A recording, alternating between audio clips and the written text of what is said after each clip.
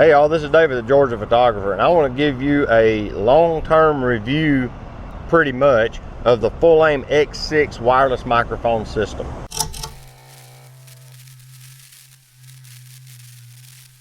To do the full disclosure thing, Fulaim did send me this microphone system for free.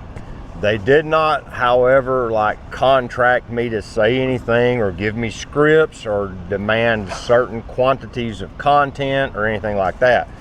The only reason I agreed to this at all was because I had their X5 series of mics, which the ones I have, it's 2 mics with a transmitter receiver, and it like 3.5 mils into the camera.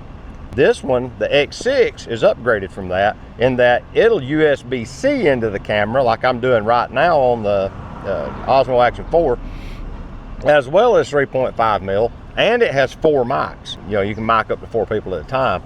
I haven't done that yet. I've mic'd 2 people at a time, and the video that just came out a week or so back where me and Teresa went on that hike over in Moccasin Bend, and I did an initial impressions video, but now that I've used them a while, I've kind of learned how to get good sound out of them. On the initial impression video, the mics were a little hot, and it was because of my mic placement and how I was using them. And if you'll notice in that initial impression video, my audio is kind of muffled because I put the microphone on the inside of my jacket, which was to try and hide it, but the jacket dampened the high frequencies too much and it didn't make it sound good.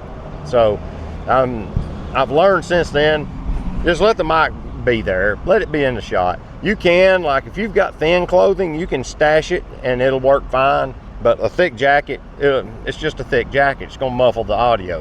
You know, and if you'll notice Teresa's audio in the video, it's good because her mic's on the outside. So don't hold that against the microphones. These things work wonderfully and they're real economical. You can go to Fulaim's website and buy them directly from them if you want. I'll have their web address and the link in the description. I'm down here in downtown because it's Friday and I've come to get my photo of the Embassy Suites they're building right here. I've said it in like 25 other videos. The second oak tree from the intersection is where I've been standing to get my consistent shot location, so that as I get done, once they finish this project, I'm gonna see about doing some kind of a photo book or something at it. But I've been photographing this building at least once a month, on average sometimes more, as they've been building it. So you know, I've got photos of when it was still a parking lot. This was the parking lot next to the movie theater, which is the next building down. But yeah, so let's get the photo.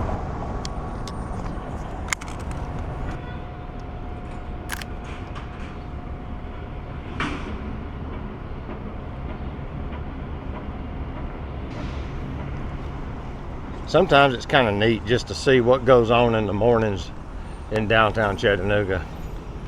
Mostly today it's just construction and that squirrel. Oh look. But I am down here at about 9 o'clock. I'm gonna go here in a minute out to Ringgold.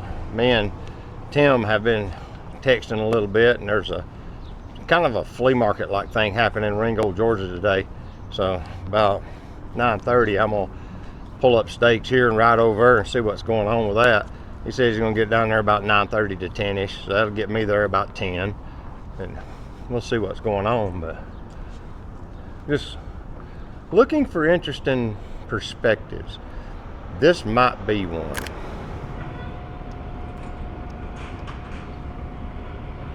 Sometimes the photo is just an experiment. So you just take the picture and see what you get.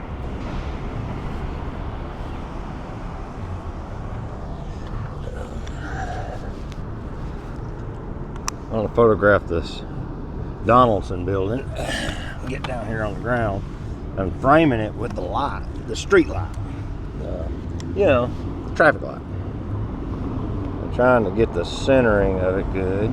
Get it level in the frame. And I'm using touch to focus and release. Using all these fancy features that the camera has now. Yeah, see, they finally blocked it off. I want this photo too if I can make it work. This is pretty cool.